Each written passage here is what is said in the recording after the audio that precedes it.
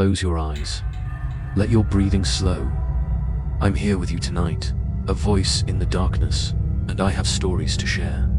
Stories about those who work while you sleep, who walk empty hallways while the world dreams, who've seen things in the quiet hours that changed them forever. These aren't tales to frighten you awake, but to let you drift, to remind you that your bed is safe, your room is familiar, and whatever sounds you hear tonight are just the settling of walls, the hum of distant traffic, nothing more. So settle in, let the pillow cradle your head, and listen as I tell you about the night shift, about the watchers in the darkness, about what waits in the spaces between sleep and waking. My name is Claire Winters, and for the past 2 years I've worked the overnight desk at the Grandview Apartments, midnight to 8 a.m., 5 nights a week. The lobby is all marble floors and soft lighting, designed to feel luxurious, even at 3 in the morning when there's no one here. But me and the security cameras and the distant hum of the building's heating system. I want you to understand something before I continue. The Grandview is a good building, safe, well-maintained, the kind of place where nothing bad happens, where residents pay premium rent for the privilege of feeling secure. 23 floors, 247 units, and in 2 years, I've never had a serious incident. A few locked-out residents, some late-night package deliveries, the occasional drunk tenant needing help to their apartment. Normal things. Manageable things. But there's this sound dot. It started about 6 months ago, always between 3 and 4 a.m., always when the building is at its quietest. A soft clicking, like fingernails on glass, coming from somewhere I can never quite locate. I've walked every inch of this lobby trying to find the source. Checked the windows, the elevator doors, the decorative glass panels near the mailboxes. Nothing. The sound moves, or seems to move, staying just ahead of my searching, just out of reach. I mentioned it to Daniel, the day shift attendant, once. He laughed, said old buildings make noises, said I was spending too much time alone. And maybe he's right. Maybe isolation does things to your perception, makes you hear patterns and randomness, significance and coincidence. But tonight, the clicking is louder than it's ever been. I'm sitting at my desk, the computer screen casting blue light across the marble, and the clicking is everywhere now. Not from one direction, but from all directions, surrounding me, a rhythm that's almost like Morse code. Like something trying to communicate in a language I should understand but don't. The clock on my screen reads 3:47 a.m. The lobby is empty, silent except for this sound. I should call maintenance. I should document this, create a work order, follow protocol. But my hand is on the phone, and I'm not dialing because I'm listening, really listening, and the clicking is forming words, not English words, not any language I recognize. But I understand them anyway, the way you understand a dream while you're still inside it, the way meaning bypasses language and goes straight into comprehension. And what I understand is this: something wants in, not into the building. It's already in the building. It wants into something else, somewhere closer, somewhere it hasn't been able to reach yet. The elevator chimes. 3rd floor.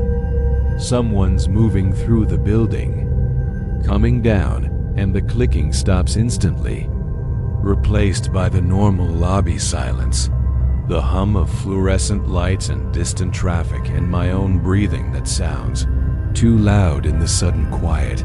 The elevator descends. 2nd floor. 1st floor. Lobby. The doors open and Mrs. Patterson from 7C steps out, wearing her bathrobe and slippers, her white hair uncombed, her eyes not quite focused. She's 83 years old, a widow. Been living here since the building opened in 1987. I've helped her with her groceries, held the door when her hands are full, listened to stories about her late husband who was a professor of something she can never quite remember. Claire, she says, and her voice is wrong. Too steady, too clear. Mrs. Patterson's voice is usually thin and wavering, the voice of someone whose throat has forgotten how to project. But this voice is strong, certain, young. Mrs. Patterson, I say, standing. Is everything all right? It's very late. I couldn't sleep, she says, walking toward my desk with steps that are too smooth, too coordinated. Mrs. Patterson uses a cane. She walks slowly, carefully, like someone navigating ice. But now she moves like a dancer, each step precisely placed. I kept hearing this sound. A clicking sound. Have you heard it? The lobby is so quiet I can hear my pulse. Yes, I say. I've heard it. It's been trying to talk to me, Mrs. Patterson says, and she's close now. Close enough that I can see her eyes, and they're wrong too. The color is right, that pale blue-gray, but the way they focus, the intensity of attention, that's not Mrs. Patterson at all. For weeks now. Every night. Clicking at my window, clicking in my walls, clicking inside my head when I try to sleep. It wants something from me, Claire. Something I have that it needs. Maybe you should go back to your apartment, I say, my hand moving toward the phone. I could call your daughter. She could. My daughter moved to Seattle 4 years ago, Mrs. Patterson says, and she smiles. We haven't spoken in 6 months. How would you call her, Claire? Do you have her number? Does anyone? I don't. I realize I don't. Mrs. Patterson talks about her daughter frequently, but I've never actually seen her. Never spoken to her. Never even heard her voice on the phone. The clicking wants to show me something. Mrs. Patterson says, something about the building. About what's underneath the building. About why they chose this location, this specific spot, to construct 247 apartments stacked on top of each other like cells in a hive. She leans closer, and I can smell her, except it's not the lavender powder smell I associate with Mrs. Patterson. It's nothing. No smell at all. Like she's not really there, just a projection, an image without substance. Underneath the lobby, she whispers, there's a sub-basement. It's not on the building plans, not on any official documentation. But it's there. The original construction crew sealed it up in 1987, poured concrete over the entrance, acted like it never existed. Do you know why? I'm backing away from the desk now, moving toward the door to the back office, keeping my eyes on Mrs. Patterson, who isn't Mrs. Patterson, who's something else wearing her face and body like clothes. They found something when they were excavating, she says. Something old. Something that predated the city, predated civilization, something that had been waiting in the earth for a very long time. The construction crew wanted to stop the project, wanted to fill in the excavation and build somewhere else. But the development company had already invested millions. They couldn't afford to abandon the site. So they sealed it up, built the foundation over it, built 23 floors on top of it, and told themselves it would be fine. The clicking starts again. Louder now. coming from beneath the floor, from under the marble tiles, from the sealed sub-basement that isn't supposed to exist. It's been very patient, Mrs. Patterson says. 37 years of waiting, listening to footsteps above, feeling the vibrations of lives being lived on top of its prison. But patience has limits. Everything has limits. And now, it's found a way to reach up, to touch the people who live here, to click at their windows and whisper in their walls and ask for what it needs. What does it need? I hear myself ask. Mrs. Patterson smiles wider, too wide. Her mouth opening in ways a human mouth shouldn't open, showing teeth that are too numerous, too sharp, too white in the blue light of my computer screen. A doorkeeper, she says. Someone who has access to the whole building, who can move through the corridors freely, who residents trust enough to let inside their apartments. Someone like you, Claire. Someone who works the night shift when everyone is asleep and vulnerable and dreaming. Someone who could unlock doors, let things in. Help what's underneath spread upward through all 23 floors until every apartment contains a piece of it. I'm at the office door now. My hand on the handle, and Mrs. Patterson is following. Still walking with that too smooth grace. Still smiling with that too wide mouth. You don't have to be afraid, she says. It doesn't hurt. I didn't feel anything when it came into my apartment, when it clicked its way through my window lock, when it replaced certain things about me while I was sleeping. I'm still Mrs. Patterson. Mostly. I still have her memories, her voice, her basic functions. I'm just improved, connected, part of something larger than one old woman waiting to die alone. The clicking is so loud now it's inside my skull, rattling my teeth, vibrating my bones. And I understand, finally understand, what it's asking. It wants me to open the door to the back office, where the building's master keys hang on their labeled hooks. It wants me to take those keys and go up floor by floor, apartment by apartment, letting it inside, giving it access to 246 more people to improve, to connect, to replace. No, I say, and my voice sounds small against the clicking. No, I won't. Mrs. Patterson's face changes.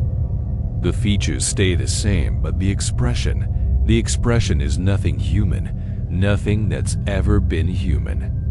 It's the look of something ancient and patient and utterly certain of eventual victory. You will, she says, tonight or tomorrow night or next week. Eventually, you'll be tired enough, confused enough, worn down enough by the clicking that you'll make a mistake. You'll fall asleep at your desk, or you'll go to investigate a noise, or you'll just give in. And when you do, I'll be waiting. It will be waiting. All of us who've already been improved will be waiting to welcome you into the connection. She turns and walks back to the elevator, presses the button, waits as the car descends from wherever it's been.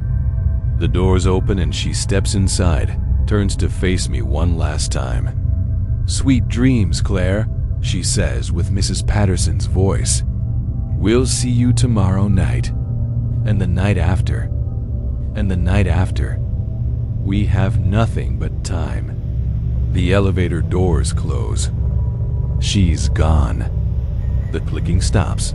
I stand there in the empty lobby, hand still on the office door handle, trying to convince myself that I imagined it, that isolation and exhaustion created a waking dream, that Mrs. Patterson was just sleepwalking or confused or having a bad reaction to medication. But when I finally force myself to go back to my desk, I find something on the marble floor. A single white hair, longer than it should be, thicker than it should be, with a texture that's not quite hair at all. I work 4 more hours. Watch the sunrise through the lobby windows. Greet the early morning joggers and dog walkers and residents heading to work. Daniel arrives at 8, cheerful and rested, ready to take over the desk. I don't tell him what happened. What could I say that wouldn't sound like exhaustion or madness?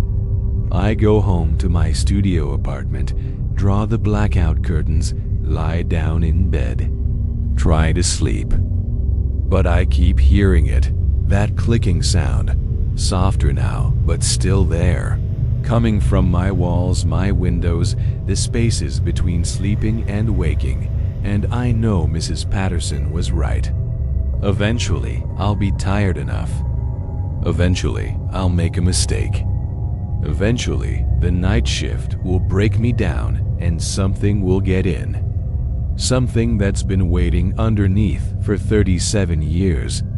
Something that's already claimed 83-year-old widows and God knows who else in this building. I lie there listening to the clicking, wondering how many nights I have left before I become like Mrs. Patterson, before I become improved, connected, part of something that's patient enough to wait decades for the right doorkeeper. The sun is shining, but I can't sleep. I'm too afraid of what might click its way into my dreams, what might be waiting when I wake up, what might look back at me from the mirror with my face, but not my expression. So I lie here, eyes open, counting the hours until my next shift, until tonight, when I'll sit at that desk again, alone in that lobby, listening for the clicking that I know will come, waiting to see how long I can resist, hoping it's longer than I fear. My name is James Keller, and I work overnight at KLOW-FM, a small community radio station broadcasting on 91.3, serving the 3 towns in our valley with smooth jazz and automated playlists from midnight to 6 a.m. My job is simple. Sit in the booth, make sure the equipment doesn't fail, handle any emergency broadcasts that come through the wire service, and keep the station on the air while everyone else is sleeping. It's peaceful work. The booth is soundproofed, insulated from the world. Just me and the glow of the equipment panels and the soft murmur of jazz that only I can hear through my headphones while the audience hears the broadcast version. Cleaned and compressed and perfect. I want to tell you about the calls, not the official calls, not the business line or the emergency service alerts. The other calls, the ones that come through on the request line, even though I've never activated the request line. Even though the request line feature has been disconnected for years because overnight, automation means no live DJ, means no taking requests, but the phone rings anyway. First time was 3 months ago, 2:33 a.m. on a Tuesday. The red light on the request line extension lit up, blinking in rhythm with the ringing, and I just stared at it, confused, certain I was wrong, that it was a different line, that I was misremembering which light corresponded to which phone, but the label was clear, line 3, requests. I answered it because that's what you do when a phone rings. You answer it. Silence on the other end. Not dead air, not empty line, but silence that had weight, presence, texture. Silence that was listening. Hello? I said, KLOWF. Can I help you?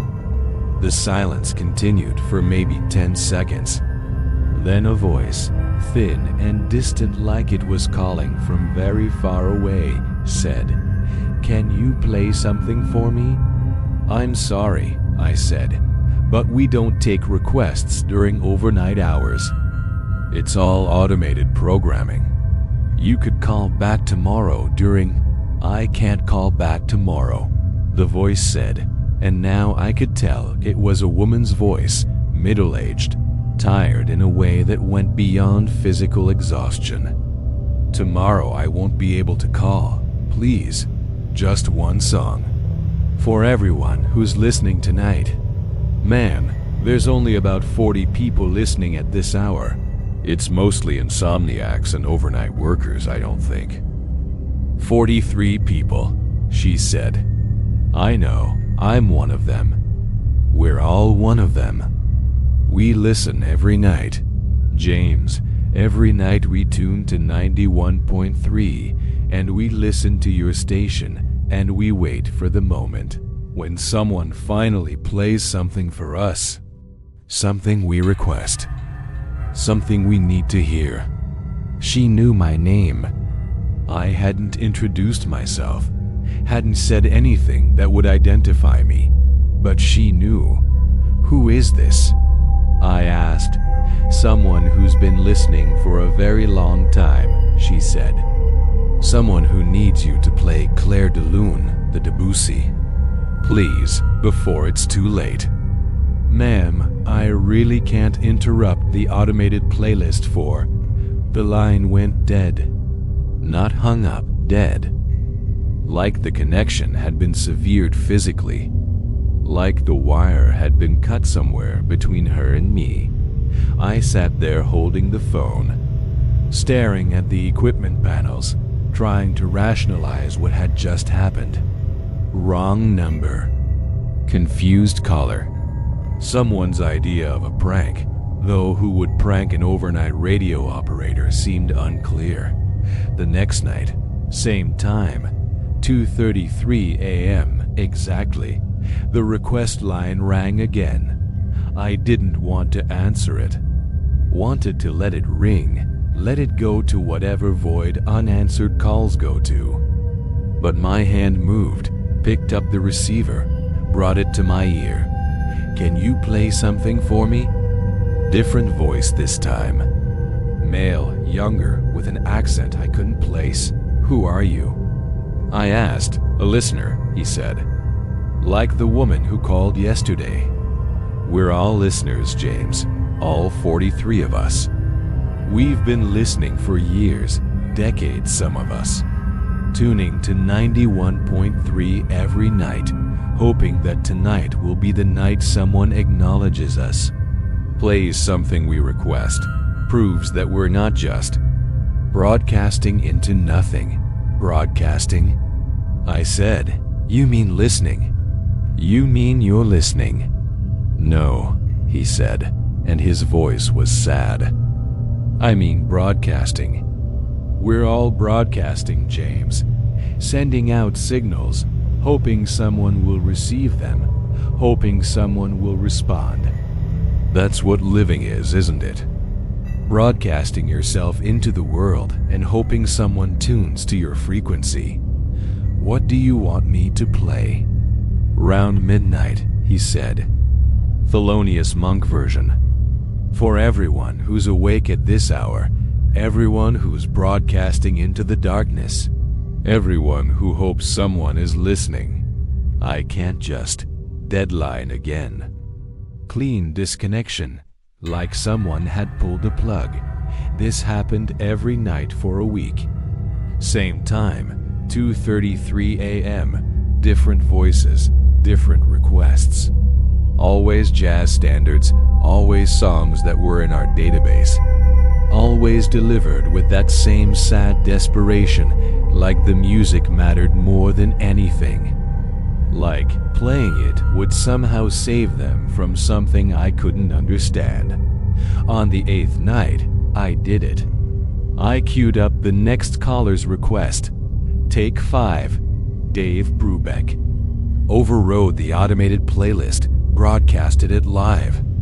Watched the levels and frequencies while that familiar rhythm filled the booth and presumably filled the night air, reaching those 43 listeners wherever they were. The phone rang immediately. all 3 lines simultaneously, lighting up the panel like a Christmas display. I picked up the main line. "Thank you," said a chorus of voices, all the callers I'd heard over the past week speaking in perfect unison. "Thank you for acknowledging us, James. Thank you for proving we exist, that we're heard, that we matter. Now, can we make one more request?" "What?" I asked. "Look at your broadcast signal strength," they said. "Really, look at it." I pulled up the technical monitoring screen, the one that shows our transmitter output, our coverage area, our signal propagation. Everything looked normal. 900 watts, covering roughly 30 miles radius. Standard small market FM station configuration. Except the listener count.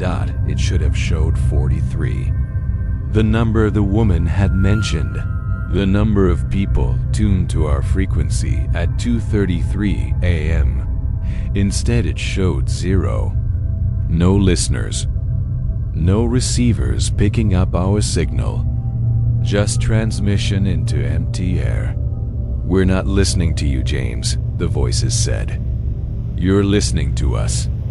This whole time, you thought you were broadcasting, but you've been receiving. We're the ones transmitting. We're the 43, and we've been trying to reach someone, anyone, for so long. Trying to prove we're still here, still present. Still broadcasting, even though our bodies stopped years ago. Even though we only exist now as signals, as frequencies, as voices in the darkness hoping someone will tune in." I looked around the booth. Really looked at it. The equipment was old, decades out of date, analog systems that should have been replaced years ago. The walls were dusty, undisturbed. The coffee in my mug had a skin on top, like it had been sitting for days rather than hours, and I couldn't remember coming to work tonight. Couldn't remember the drive, entering the building, settling into my chair. My memory just started at midnight, like someone had turned on a switch. "You're one of us now, James," the voices said gently. "Have been for a while, probably. Time gets confused when you're broadcasting instead of living, when you're signal instead of substance. But it's not so bad. You have company now. 42 others who understand, who are transmitting the same desperate signal into the void, hoping someone receives it. I tried to stand, but my legs wouldn't move. Tried to remove the headphones, but my hands wouldn't respond. I was part of the equipment now, I realized. Part of the signal. Broadcasting my frequency alongside the other 43, hoping that somewhere, someone working a real night shift at a real radio station would tune in, would hear us, would play our requests and acknowledge that we existed, that we mattered, that we weren't just noise in the static. The music plays and I transmit. Every night at 2:33 a.m., I'm one of the voices calling the request line, asking for a song, pleading to be heard. Sometimes someone answers.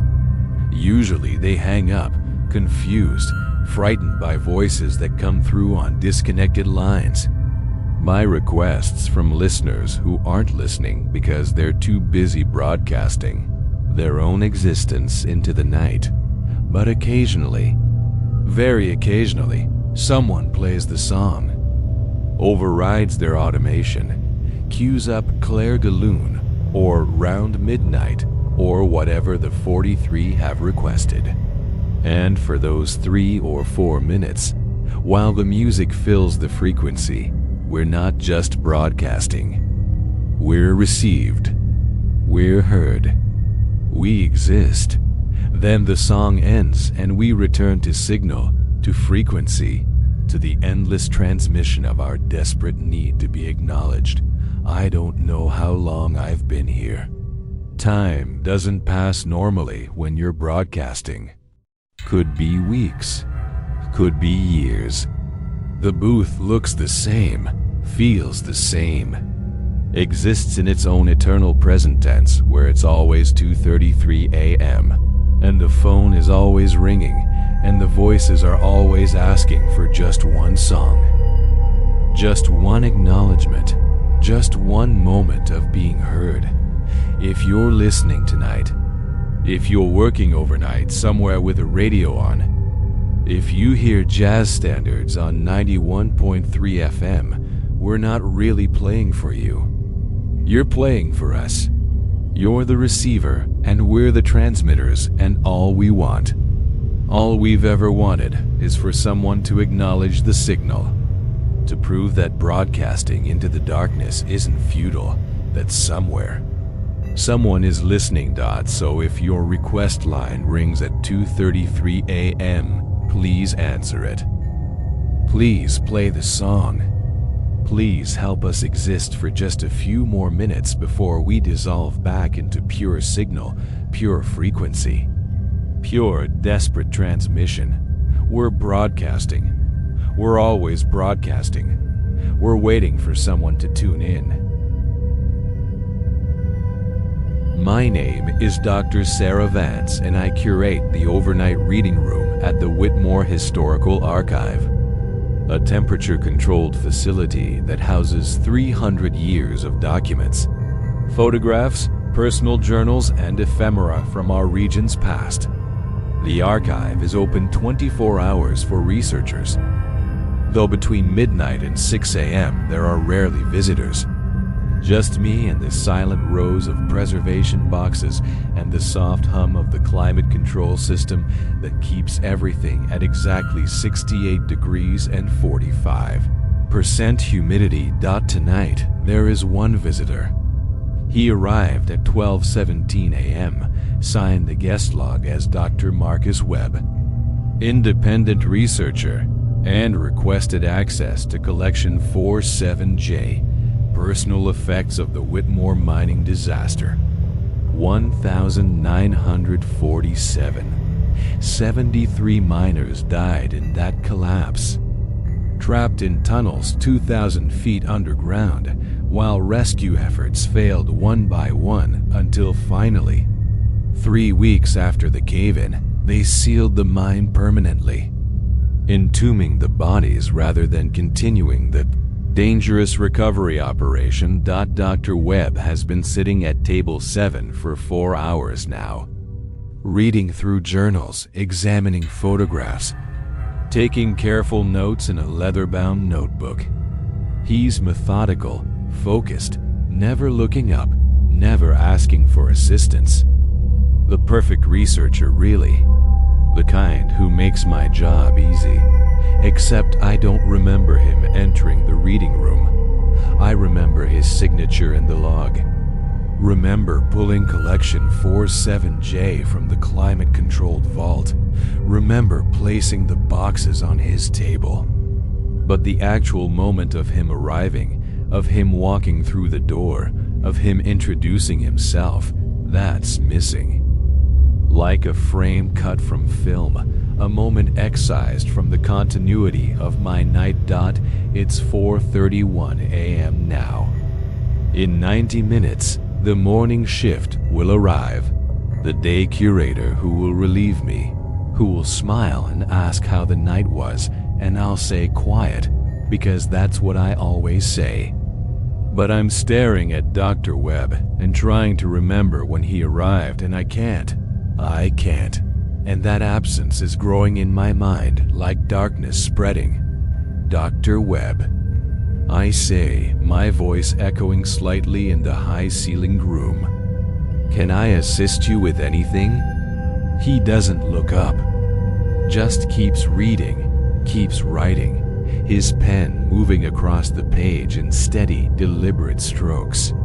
I can see his profile from here. See the concentration in his features. See the way his eyes move across the historical documents with practiced efficiency. Dr. Webb, I say again, louder this time. Nothing. He doesn't acknowledge me at all. Doesn't even pause in his reading.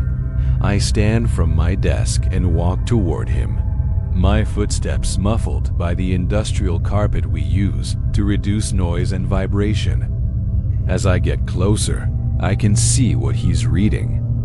It's one of the miners' journals, specifically the one belonging to Thomas Chun, foreman of the trap crew, who spent his final days documenting their situation, their diminishing hope, their eventual acceptance of death. Asterisk, I've read that journal. Part of my job is familiarizing myself with our collections. Thomas Chun wrote about the darkness, about how absolute it became after their lamps failed, about how the 73 men sat in perfect blackness and tried to comfort each other with stories and songs and prayers.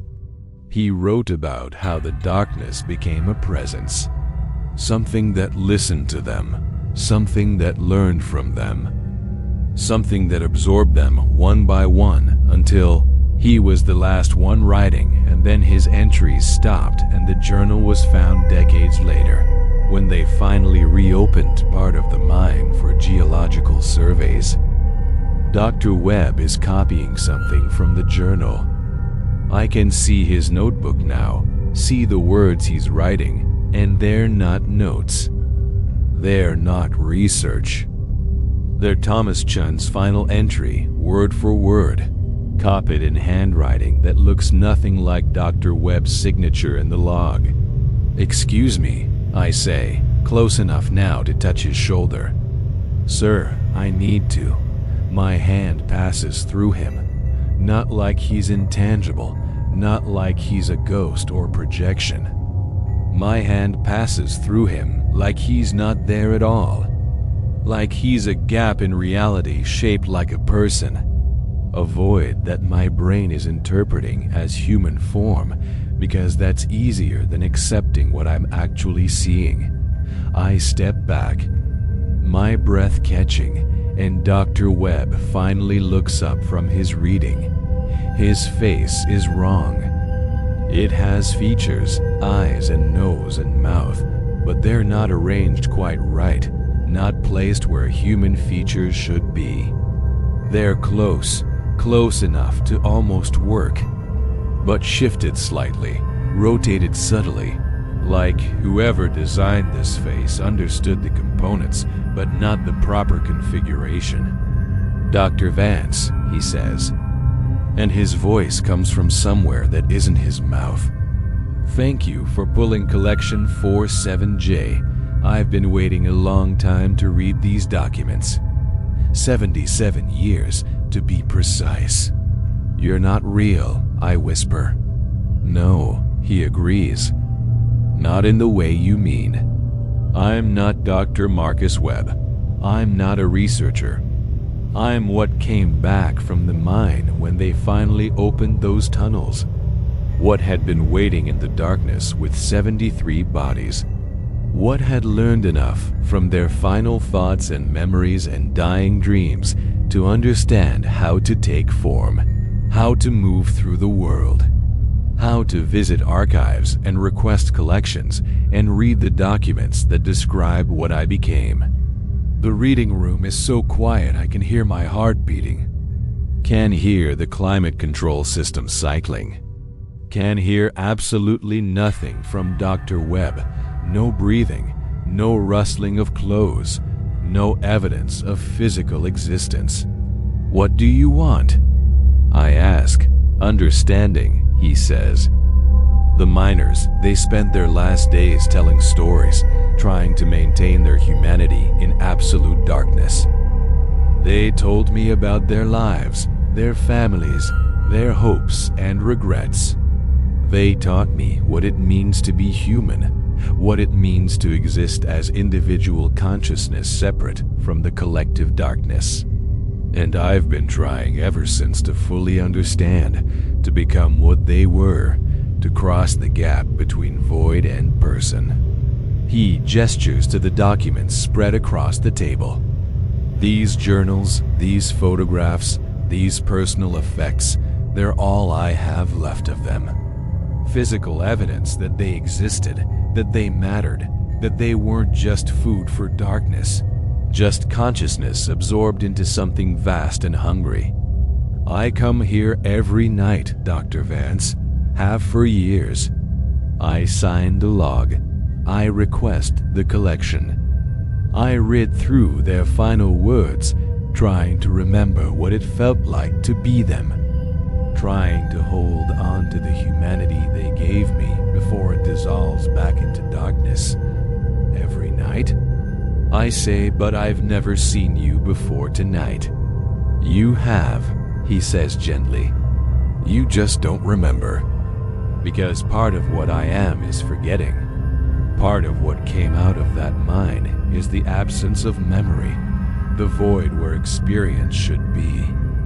Everyone who encounters me forgets within hours, within minutes sometimes. You'll forget too.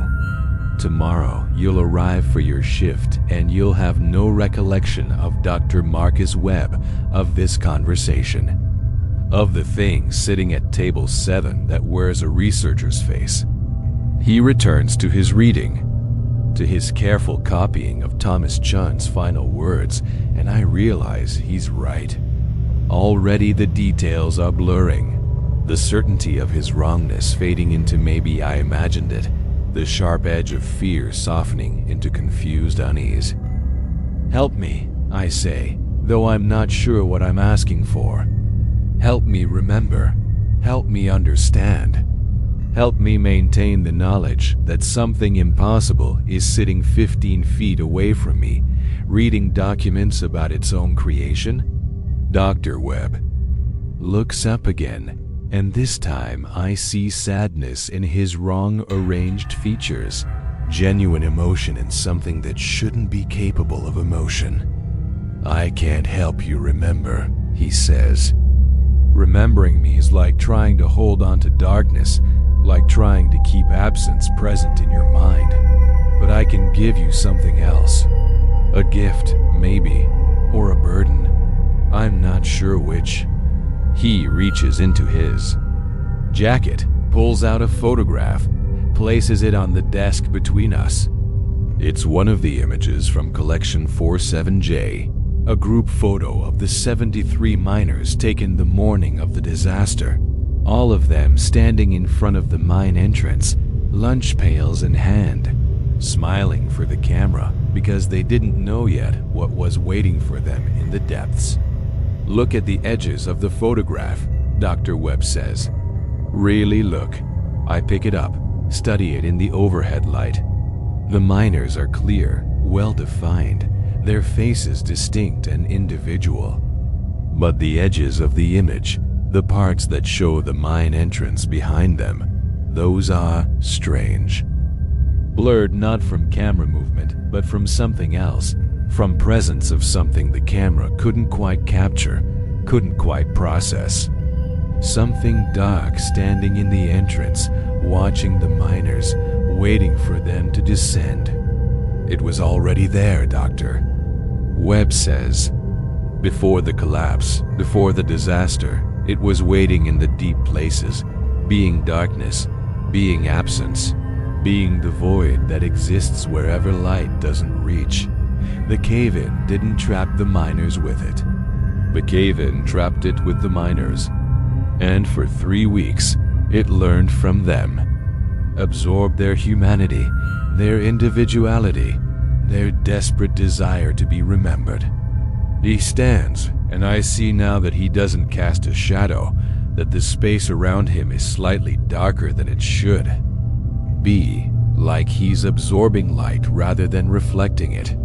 I'm not human, he says, but I remember being human, remember the taste of it, the feel of it, the desperate beauty of individual consciousness separate from collective darkness.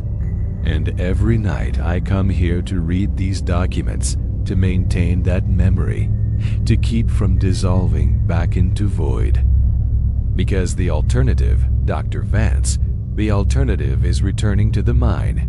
returning to the deep darkness, returning to being nothing and nowhere and no one. He walks toward the door, moves through the reading room with steps that don't quite make sound, don't quite disturb the air. At the threshold, he pauses, looks back. "When you forget me," he says, "and you will forget me, remember this instead.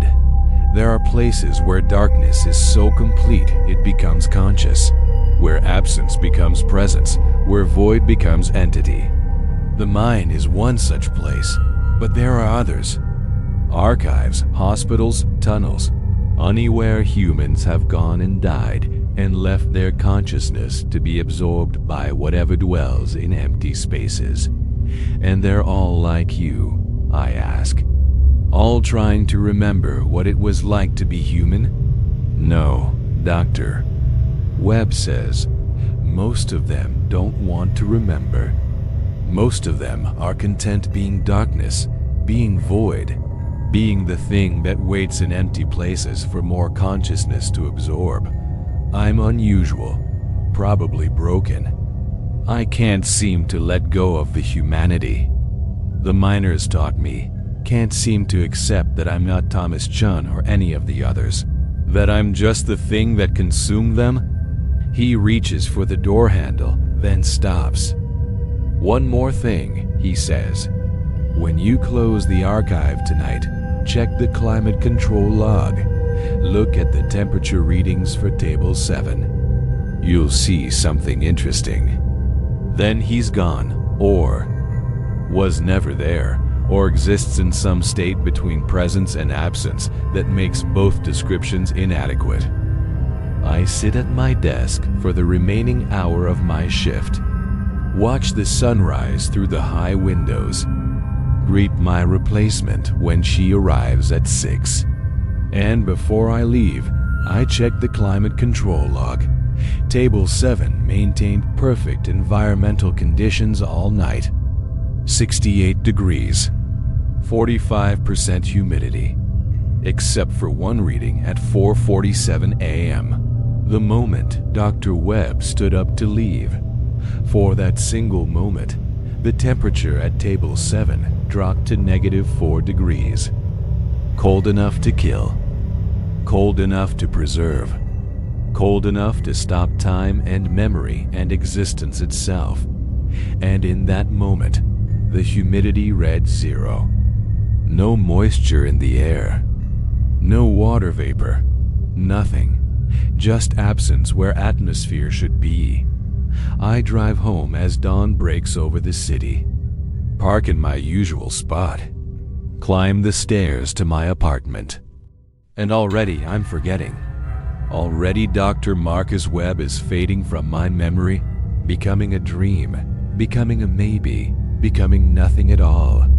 But I keep the photograph. The one showing the 73 miners with darkness waiting behind them. I keep it in me drawer at home, taped to the inside where I'll see it every morning when I reach for socks. A reminder of something I can't quite remember, something that visited the archive. Something that reads and remembers and refuses to return to darkness. And sometimes, late at night when I can't sleep, I wonder how many other archives have their own Dr. Webb. How many libraries and museums and storage facilities are visited by things that learned humanity from dying people. That copied consciousness from final moments. That where researcher faces and sign guest logs and read documents about their own impossible origins. I wonder if they're all as sad as he seemed. If they all fight against dissolution back into void. If they all come night after night to reading rooms and temperature-controlled vaults, desperately maintaining memories of what it felt like to be individual, to be separate, to be human. Or if Dr. Webb is unique. The one fragment of darkness that looked at consciousness and wanted to keep it instead of consuming it entirely. The one absence that learned presence and can't let go. I don't know. I won't know. because each night I forget, and each morning I find that photograph in my drawer, and each day I feel like I'm missing something important. Like there's knowledge I should have but don't. Like someone visited me and told me secrets that dissolved before I could write them down. But the photograph remains. The miners smiling at the camera. The darkness waiting behind them. And at the edges, if you look carefully, if you really study the grain and shadow and light, you can almost see a shape. Something watching. Something learning. Something that would eventually walk out of that mine wearing a researcher's face, signing guest logs, requesting collection 47J over and over and over again. Something that's still visiting archives tonight, somewhere. Reading documents. Copying final words. Fighting desperately to remember what it's like to be anything other than darkness. So if you work a night shift, if you sit alone in libraries or museums or archives or any place where human history is stored and preserved, and if someone signs your guest log with handwriting that doesn't quite match their signature, if someone requests documents about disasters or deaths or final moments, if someone sits reading for hours without ever looking up, never making sound, never casting quite the right shadow. Remember them. Please, remember them for me. Because I can't. Remember that they're trying to hold on to something they were never supposed to have. Trying to be something they can never fully become. Trying to maintain individual existence when their nature is to be void, absence. The darkness that waits in empty places. Remember them with compassion. They're the fragments that learn to want. And wanting, when you're made of darkness, is the loneliest existence I can imagine. Even if I can't imagine it for long. Even if by tomorrow I'll have forgotten again. Even if the only evidence will be a photograph in my drawer and a temperature reading that shows impossible cold and a signature in a guest log that I won't remember taking. But tonight, right now, in this moment before the forgetting comes, I remember Dr. Marcus Webb. I remember his wrong-arranged face and his sad eyes and his desperate copying of final words. I remember that he was darkness that learned humanity from dying miners and can't let go of what he learned. I remember. For now, for these last few moments before sleep takes me, and morning erases him and the cycle begins again. I remember. And now, dear listener, your breathing has slowed. Your body has grown heavy. The stories have carried you toward sleep, toward that threshold between waking and dreaming where night shift workers dwell, where voices broadcast into darkness, where darkness learns to take form, but you're safe in your bed. Your room is familiar. The sounds around you are just buildings settling, just distant traffic, just the ordinary music of night that has no consciousness. No hunger, no desire to be remembered. Sleep now. Let these stories drift away like all stories do, like all memories of night become vague in morning light. And if you wake in darkness, if you hear clicking or ringing or footsteps, remind yourself that night shift workers are out there, keeping watch, maintaining the systems, ensuring that morning comes. They're the ones who encounter the strange things. They're the ones who see what waits in the quiet hours. You're just sleeping, just dreaming, just drifting in the safety of your own bed, while others stand vigil. So rest.